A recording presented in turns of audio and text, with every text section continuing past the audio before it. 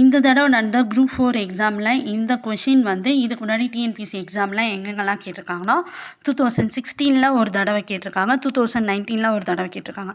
அதேமாரி என்னென்னா இப்போ இது வந்து குரூப் 4 கொஷின். இது வந்து குரூப் 4 கொஷின் கிடையாது, இது வந்து குரூப் 2 கொஷினும் கிடையாது.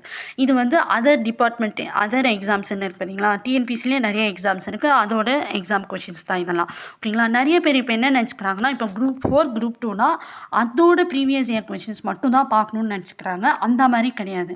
இப்போ நீங்கள் தமிழுக்குன்னு எடுத்துக்கிட்டிங்கன்னா மொத்தமே ஒரு 32 செட் ஆஃப் கொஷின்ஸ் தான் இருக்குது. 3300 கொஷின்ஸ் இருக்கும், 33 34 இருக்கும், 3400 கொஷின்ஸ் இருக்கும். டெய்லி ஒரு 100 கொஷின்ஸ் பார்த்தாலே உங்களுக்கு அது எந்த கொஷின்ஸ் ரிப்பீட் ஆகுது, கொஷின்ஸ் எந்த மாதிரிலாம் கேட்குறாங்கன்னு உங்களுக்கு ஒரு ஐடியா கிடைக்கும். ஏன்னா இந்த தடவை நடந்த குரூப் 4 எக்ஸாமில் லாஸ்ட் டைம் 2022 நடந்த குரூப் 4லேருந்தே 5 ரிப்பீட்டட் கொஷின்ஸ் இருக்குது.